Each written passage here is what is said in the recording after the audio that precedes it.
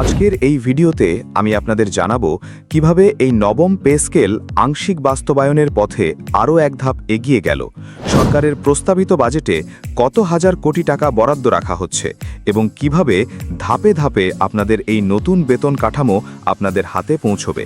সেই সাথে মূল্যস্ফীতি, সরকারের আর্থিক সক্ষমতা এবং অতীতের পে স্কেলগুলোর সাথে এর তুলনামূলক একটি বিস্তারিত বিশ্লেষণ আমি আপনাদের সামনে তুলে ধরব। তবে শুরুতেই আপনাদের একটি কথা বলে রাখি, আজকের এই ভিডিওর একেবারে শেষে আমি আপনাদের এমন কিছু গোপন ও গুরুত্বপূর্ণ তথ্য দেব যা আপনারা আগে কখনোই কল্পনাও করতে পারেননি। নবম পে স্কেলের অন্তরালে লুকিয়ে থাকা সেই চমৎপ্রদ তথ্যটি জানতে হলে ভিডিওটি না টেনে একেবারে শেষ পর্যন্ত দেখতে থাকুন। আমি কথা দিচ্ছি, আজকের এই বিস্তারিত বিশ্লেষণ আপনাদের অনেক অজানা প্রশ্নের উত্তর দিয়ে দেবে। বন্ধুরা, সরকারি চাকুরিজীবীদের দীর্ঘ প্রতীক্ষিত নতুন পে স্কেল এবার সত্যিই আলোর মুখ দেখতে যাচ্ছে। সরকার এই পে স্কেল আংশিক বাস্তবায়নের পথে আরও এক ধাপ এগিয়েছে। আমরা জানতে পেরেছি যে আগামী 2026-27 অর্থবছরের বাজেটে এই লক্ষ্যে প্রায় 35,000 কোটি টাকা বরাদ্দ রাখা হতে পারে। এটি কিন্তু কোনো সাধারণ খবর নয়, এটি দেশের অর্থনীতি এবং সরকারি কর্মকর্তা কর্মচারীদের জীবনযাত্রায় একটি বিশাল পরিবর্তনের ইঙ্গিত দিচ্ছে। অর্থ মন্ত্রণালয় ইতোমধ্যে প্রস্তাবিত বাজেটের একটি খসড়া প্রস্তুত করে ফেলেছে। আপনারা হয়তো ভাবছেন, তাহলে এটি কবে চূড়ান্ত হবে? এই খসড়াটি নিয়ে খুব শীঘ্রই মাননীয় প্রধানমন্ত্রীর সাথে একটি গুরুত্বপূর্ণ বৈঠক অনুষ্ঠিত হবে এবং সেই বৈঠকের পরেই এটি চূড়ান্তভাবে অনুমোদন লাভ করবে। এখন সবচেয়ে বড় প্রশ্ন হলো, এই নতুন বেতন কাঠামো কিভাবে বাস্তবায়িত হবে? একবারে নাকি ধাপে ধাপে?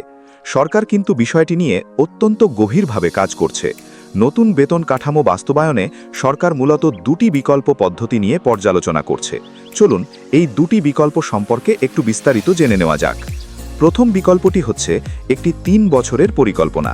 এই পরিকল্পনা অনুযায়ী আগামী অর্থবছরে প্রস্তাবিত মূল বেতনের 50% বৃদ্ধি করা হবে। এরপর বাকি অংশ দেওয়া হবে পরবর্তী বছরে।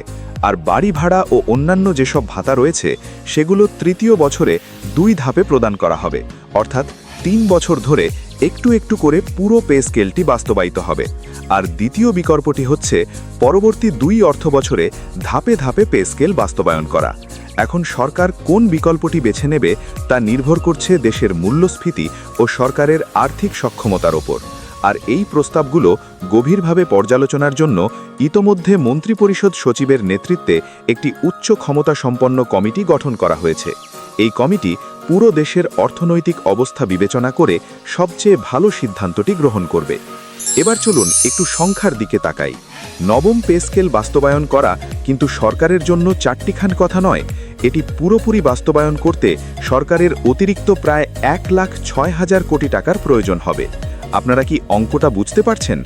1,06,000 কোটি টাকা। এর মধ্যে বিশাল একটি অংশ, অর্থাৎ প্রায় 80,000 কোটি টাকা ব্যয় হবে সরাসরি কর্মরত কর্মকর্তা ও কর্মচারীদের পেছনে। আর বাকি যে অংশটুকু থাকবে তা দিয়ে পেনশনভোগী ও এমপিওভুক্ত শিক্ষক কর্মচারীদের বেতন ভাতা প্রদান করা হবে। আপনাদের আরেকটু পরিষ্কার ধারণা দেওয়ার জন্য বলছি, আগামী অর্থবছরের প্রস্তাবিত বাজেটের আকার হতে পারে প্রায় 9,30,000 কোটি টাকা। এটি কিন্তু চলতি অর্থবছরের তুলনায় প্রায় 18% বেশি। আর এই বিশাল বাজেটের মধ্যে রাজস্ব লক্ষ্যমাত্রা ধরা হয়েছে 6,30,000 কোটি টাকা। চলতি অর্থবছরের দিকে যদি আমরা একটু ফিরে তাকাই, তাহলে দেখব সংশোধিত বাজেট নির্ধারণ করা হয়েছে 7,78,000 কোটি টাকা। এই সংশোধিত বাজেটে রাজস্ব বাজেট বাড়ানো হয়েছে 25,000 কোটি টাকা এবং অন্যদিকে উন্নয়ন বাজেট কমানো হয়েছে প্রায় 30,000 কোটি টাকা। বর্তমান অর্থবছরে সরকারি চাকুরিজীবীদের বেতন ভাতার জন্য মোট বরাদ্দের পরিমাণ রাখা হয়েছিল 84,114 কোটি টাকা এবং যারা পেনশনভোগী আছেন তাদের জন্য রাখা হয়েছিল 35,657 কোটি টাকা। আপনাদের হয়তো মনে আছে, নবম পে কমিশন এবছরেই আংশিকভাবে নতুন বেতন কাঠামো বাস্তবায়নের সুপারিশ করেছিল। আর সেই সুপারিশের ভিত্তিতে গত অন্তর্বর্তীকালীন সরকার এজন্য 30,000 কোটি টাকা বরাদ্দ রেখেছিল। কিন্তু তারপরেও কেন এটি পিছিয়ে গেল? এর পেছনের কারণগুলো অত্যন্ত গুরুত্বপূর্ণ।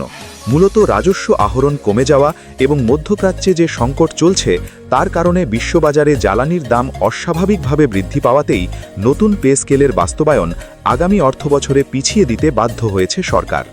নতুন পে স্কেলে আসলে কি থাকছে? নবম পে কমিশন মোট 20টি গ্রেডের প্রস্তাব করেছে, আর এই গ্রেডগুলোতে যে বেতনের অঙ্ক প্রস্তাব করা হয়েছে তা শুনলে আপনারা সত্যিই আনন্দিত হবেন।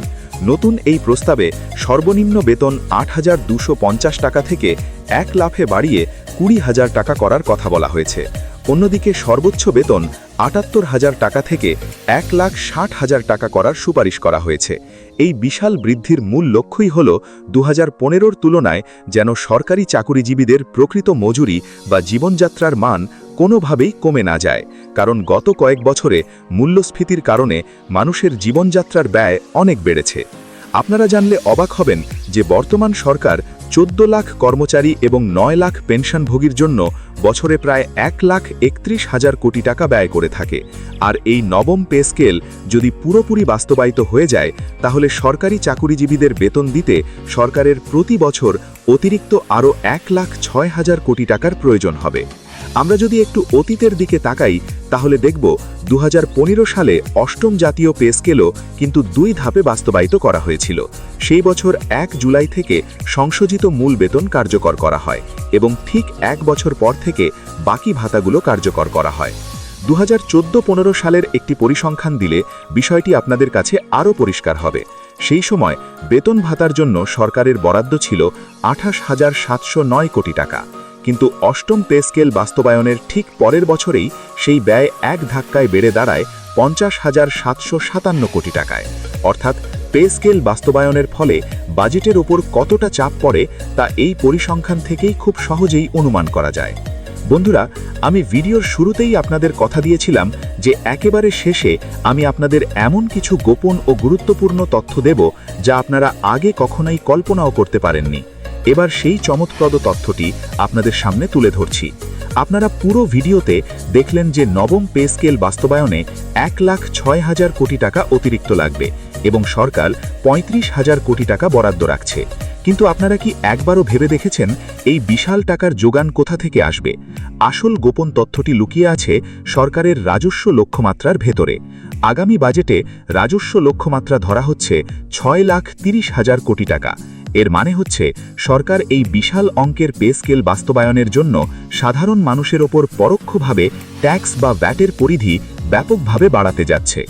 অন্তর্বর্তীকালীন সরকার যে 30,000 কোটি টাকা বরাদ্দ রেখেছিল তা জ্বালানি সংকট ও মধ্যপ্রাচ্যের অজুহাতে পিছিয়ে দেওয়া হলেও ভেতরের আসল সত্যিটি হল সরকারের কোষাগারে নগদ অর্থের বিশাল ঘাটতি। সবচেয়ে চমৎপ্রদ তথ্য হল পে স্কেলের এই 20টি গ্রেডে সর্বনিম্ন বেতন 20,000 টাকা করা হলেও মুদ্রাস্ফীতির যে লুক্কায়িত হার বাজারে চলমান রয়েছে, তাতে আগামী 3 বছরে যখন এই পে স্কেল পুরোপুরি বাস্তবায়িত হবে, তখন এই 20,000 টাকার ক্রয় ক্ষমতা বর্তমানের 8,250 টাকার প্রায় কাছাকাছি চলে যাওয়ার একটি বড় শঙ্কা রয়েছে। অর্থাৎ সরকার 3 বছর বা 2 বছরের যে ধাপে ধাপে পে স্কেল দেওয়ার কৌশলটি নিয়েছে, তা মূলত এককালীন বিশাল টাকার চাপ থেকে অর্থনীতিকে বাঁচানোর একটি মাস্টার প্ল্যান। আপনারা হয়তো ভাবছেন আপনাদের বেতন দ্বিগুণ হচ্ছে, কিন্তু অর্থনৈতিক সমীকরণে সরকার অত্যন্ত সুকৌশলে মুদ্রাস্ফীতির সাথে বেতনের একটি ব্যালেন্স তৈরি করছে, যা খালি চোখে বোঝা প্রায় অসম্ভব। এই ছিল নবম পে স্কেল নিয়ে আমাদের আজকের বিস্তারিত ও গভীর বিশ্লেষণ। আশা করি এই ভিডিওটির মাধ্যমে আপনারা প্রস্তাবিত বেতন কাঠামো, সরকারের পরিকল্পনা এবং পেছনের অর্থনীতি সম্পর্কে একটি স্বচ্ছ ধারণা পেয়েছেন।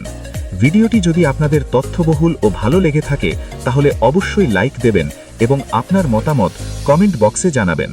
আপনি যদি সরকারি চাকুরিজীবী বা এই খাতের সাথে যুক্ত হয়ে থাকেন, তবে আপনার প্রত্যাশা কি সেটিও লিখতে ভুলবেন না।